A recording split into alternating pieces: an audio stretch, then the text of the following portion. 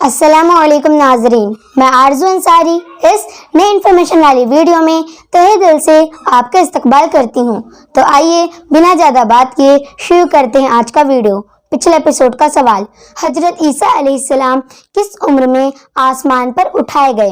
آپ کے آپشن تھے یہ: اے 110 سال کی عمر میں، بی 120 سال کی عمر میں، سی 130 سال کی عمر میں، ڈی 150 سال کی عمر میں۔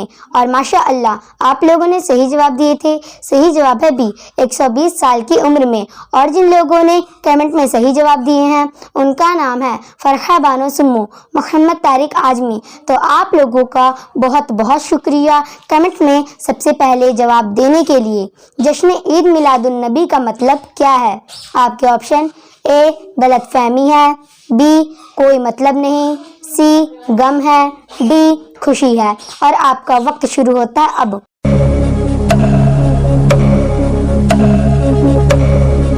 صحیح جواب ہے ڈی خوشی ہے۔ جشن عید میلاد النبی جگہ جگہ آپ لکھا ہوا دیکھ رہے ہوں گے اور لوگوں کو کہتا ہوا سن رہے ہوں گے، لیکن کیا اس کا مطلب آپ جانتے ہیں؟ اگر نہیں جانتے تو آج جان لیجئے۔ اس میں 3 لفظ ہیں، پہلا عید، دوسرا میلاد اور تیسرا نبی۔ ہم تینوں کے بارے میں انشاءاللہ تفصیل سے آپ کو بتائیں گے تاکہ اس کے بعد آپ کو کسی اور سے پوچھنے کی اور سمجھنے کی ضرورت نہ پڑے۔ سب سے پہلا لفظ ہے عید، جس کا مطلب ہوتا ہے لوٹ کر آنے والی خوشی۔ دوسرا لفظ ہے میلاد، جس کا مطلب ہے پیدائش۔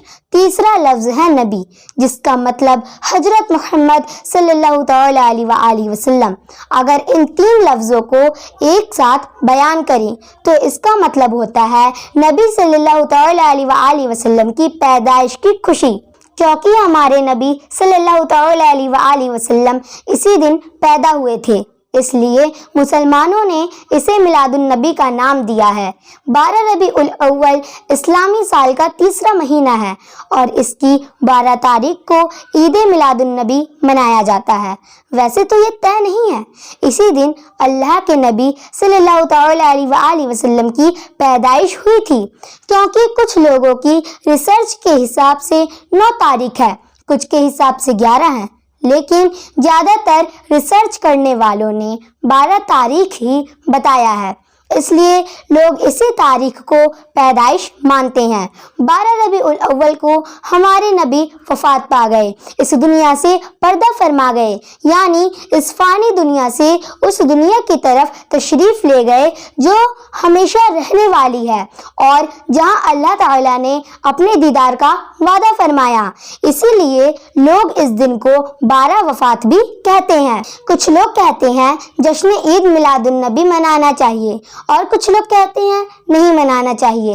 میرا خیال ہے منانا ہر کسی کو چاہیے، ہاں وہ منانے کا طریقہ کیا ہو۔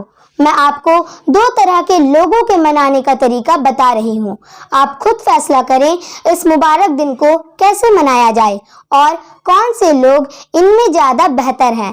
یہ پہلی قسم ہے، پہلا اپنے گھر میں جھنڈا لگا لینا، دوسرا جلوس میں چلے جانا، تیسرا اپنے گھروں کو روشن کرنا، چوتھا نبی صلی اللہ تعالی علیہ وآلہ وسلم کی یاد میں میلہ لگانا، اور پانچواں اور میلوں میں عورتوں اور مردوں کا بے پردگی گھومنا۔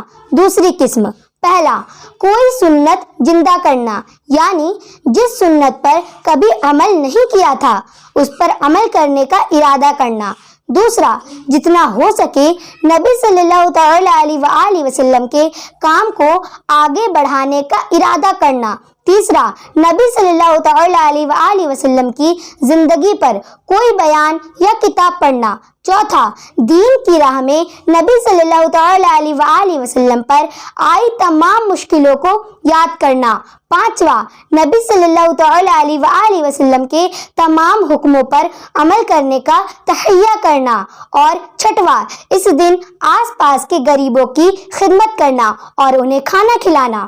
اس کے علاوہ اور بھی بہت ساری چیزیں ہو سکتی ہیں، آپ خود بتائیں آپ کس پر عمل کرنے کو تیار ہیں، کمنٹ میں ضرور بتائیں۔ اب میں آپ کو 3 طرح کے لوگ بتانے والی ہوں جن میں آپ اپنے آپ کو تلاشیں۔